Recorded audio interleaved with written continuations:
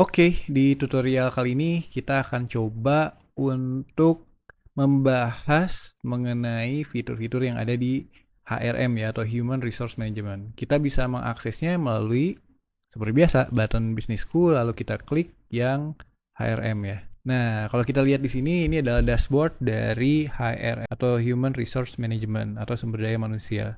Jadi di sini kita bisa mengelola semua data pegawai kita, mulai dari gajinya, kinerjanya, roles atau akses-aksesnya ke cabang misalnya, atau misalnya kita bisa menambahkan modul roles di dalam pegawainya.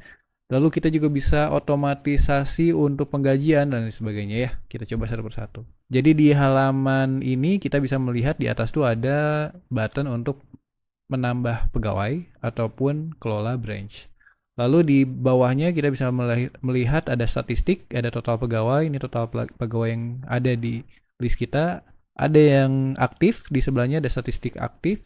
Statistik aktif ini kalau misalnya dari status si pegawai ini aktif. Lalu ada yang cuti atau non-aktif, jadi ketika pegawai itu melakukan cuti, itu dia akan masuk ke yang non-aktif. Atau kita bisa non-aktifkan manual juga. Jadi nanti kita bisa melihat yang cuti atau non-aktif itu berapa.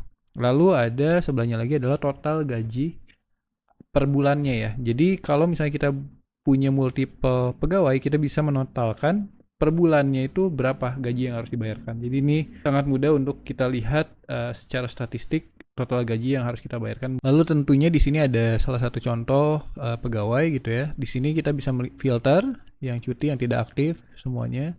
Di sini ada listnya. Lalu di sini kita bisa cari juga seperti biasa, kita bisa cari.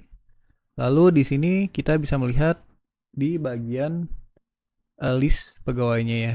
Ada namanya, ada fotonya, ada bukan roles-nya. Di sini ada posisinya, ada statusnya aktif atau enggak, statusnya dia baik atau enggak, terus dia ada di lokasi branch mana. Kita bisa memberikan akses ke branch ataupun kita misalnya nggak memberikan juga bisa, jadi dia tidak bisa login ke branch. Lalu dia ada username-nya, ini kita juga bisa lihat di sini. Kita bisa lihat juga gajinya dia. Tentunya kita bisa melakukan edit juga ya di sini. Lalu kita bisa melakukan hapus juga ya. Lalu kita bisa melihat ke detail pegawai. Nanti kita coba ya. Sekarang mungkin kita akan coba untuk menambahkan pegawai dulu ya. Kita klik tambah pegawai. Lalu kita bisa isi tambah pegawai ini mulai dari fotonya. Kita coba klik foto pegawai. Karena ini kita sampel, kita coba untuk pakai foto yang ada dulu ya. Ini kita berikan namanya misalnya pegawai tes 2 misalnya ya. Saya bisa isikan jenis kelamin, status pernikahan, agama, pendidikan terakhir, misalnya institusinya, misalnya katakan ya, kita contoh aja tempat tanggal lahir misalnya, atau dia tanggal lahirnya kita bisa set juga di sini. Nah ini posisinya misalnya kita bisa isi di sini project manager katakanlah, atau staf gudang ya misalnya. Kita bisa buat tanggal mulai kerjanya misalnya katakanlah di bulan ini di tanggal 1. Nomor KTP kita bisa isi, nomor telepon kita bisa isi, kita bisa isi juga di sini ininya, emailnya @sobatniaga.com misalnya, tes user 2 ya. Alamatnya kita bisa isi juga misalnya. Deskripsinya kita bisa isi juga atau kita kosongkan juga bisa. Lalu di sebelah sini ini juga data wajib karena di sini adalah pegawai kita, kita wajib memberikan bulanan kepada pegawai kita gitu ya. Kita bisa memberikan data finansialnya, misalnya di sini nama banknya, bank apa, Bank Mandiri misalnya. Nama pemiliknya misalnya pegawai tes 2 katakanlah gitu, nomor rekeningnya kita isi. Lalu di sini kalau kita lihat ada gaji tetap per bulannya berapa. Misalnya gaji tetap per bulannya katakanlah 3 juta ya 4 juta misalnya ya. Lalu kita bisa isi tanggal gajiannya tiap tanggal berapa. Misalnya katakanlah tanggal 28 ya. Nah, apa sih manfaatnya mengisi ini? Jadi, si sobat niaga ini akan otomatis mencetak slip gaji ketika kita mengisahkan ini untuk si pegawai ini. Nanti bisa diakses dari sisi kita maupun bisa diakses dari sisi pegawainya. Jadi, tiap tanggal 28 itu akan otomatis mencetak gaji dengan total nominal segini. Dan nantinya kita bisa edit-edit ya. Sehingga kita tinggal merubah statusnya aja apakah sudah dibayarkan atau enggak.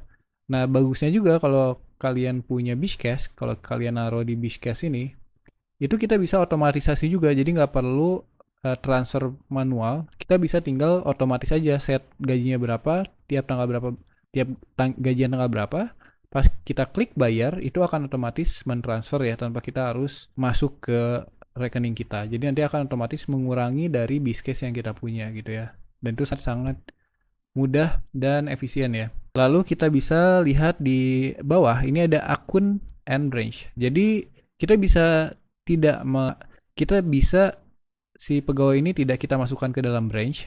Jadi kita tidak assign gitu ya. Atau kita pun bisa meng-assign ini ke branch yang kita buat. Misalnya kita bikin di branch 2 yang tadi sudah kita buat gitu ya. Kenapa? Tujuannya adalah ketika dia di-assign ke branch, dia punya akses untuk login di branch tersebut yang nantinya dia bisa melihat slip gaji, dia bisa juga absensi dan sebagainya. Nanti kita akan coba tunjukkan ya.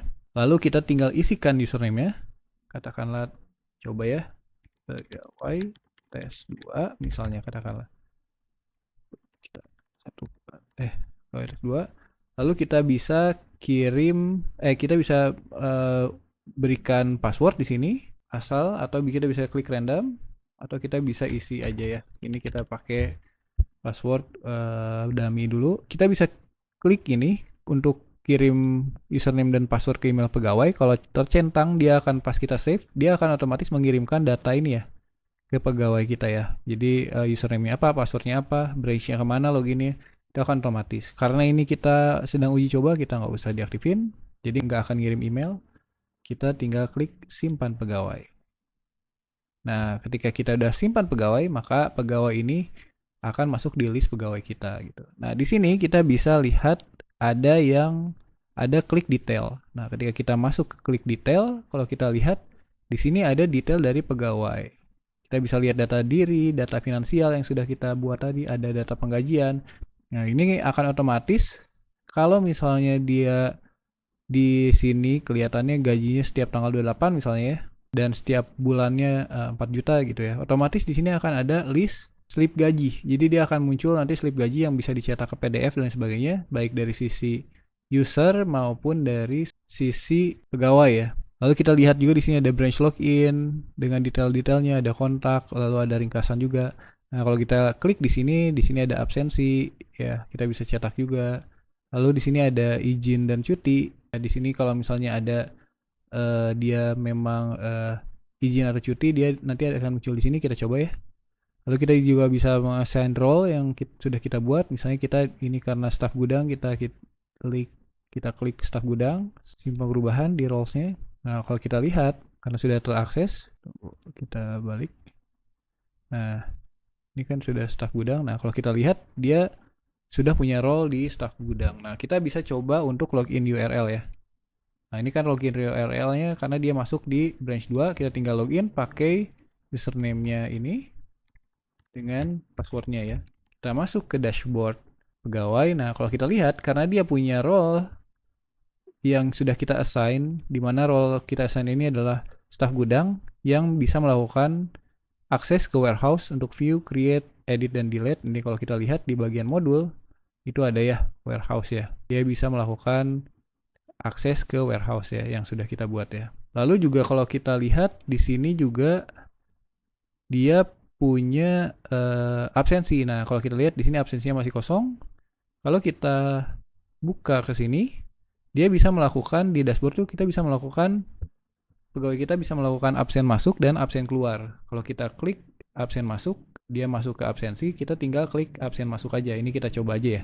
Kita harus allow while visiting ya. Nah, ini tunggu, ini mungkin karena kameranya lagi di sini ya. Coba maaf. Kita coba lagi. Kameranya lagi dipakai ya, jadi kita nggak bisa muncul di sini. Tapi kalau misalnya ini karena saya lagi pakai buat tutorial. Tapi kalau misalnya tidak sedang dipakai, dia akan muncul di sini fotonya. Jadi foto saya akan muncul di sini. Dan kalau kita lihat di sini GPS juga sudah ada di sini ya, GPS lokasinya. Kita tinggal klik ambil foto, kita klik kirim absen, maka absen sudah terkirim ya. Dengan lokasinya kalau kita lihat ada di lokasi yang saya saat ini sedang ada di lokasinya gitu ya. Nah, ini kelihatan juga masuknya, dan kita tinggal kalau absen keluar sama tinggal kita klik ini, lalu ambil foto, kirim absen, dan kita bisa ulangi juga ya. Nah, ini akan masuk di absen masuk dan keluarnya di hari tersebut ya, di tanggal segini ya. Kalau kita lihat di sini juga, kita refresh, itu kita bisa lihat fotonya, karena ini tidak ada foto karena tadi kamera lagi dipakai. Dia akan masuk waktunya, tanggal berapa, lokasinya di mana, dan total masuk dan keluarnya juga kelihatan ya. Baik di halaman admin, ini di halaman admin kita, dan di halaman pegawai kita yang barusan absen ya. Dia sudah mencatat keluar dan masuk absen. Tentunya kita bisa klik ini buat mencetak laporan absensi bulanan, kita bisa klik ini buat mencetak atau save ke PDF. Kita juga bisa ke CSV juga kalau mau digunakan untuk dibuat statistik atau diolah kembali di Excel ya. Lalu kita juga bisa klik ke bulan-bulan sebelumnya atau selanjutnya, seperti itu. Nah, ini bagian absensi. Lalu juga kita bisa melihat di izin dan cuti. Nah, di sini tidak ada pengajuan dan izin dan cuti pegawai ya. Jadi ini langsung masuk ke halaman izin dan cuti ya. Shortcut langsung ke halaman izin dan cuti. Di sini juga kita bisa mengakses halaman izin dan cuti itu dari sini juga ya. Kalau kita lihat di sini di SDM dan inventory itu ada di bagian izin dan cuti. Nanti setelah ini akan saya coba share bagaimana penggunaannya ya. Itu saja di tutorial kali ini. Terima kasih, sampai bertemu di tutorial selanjutnya.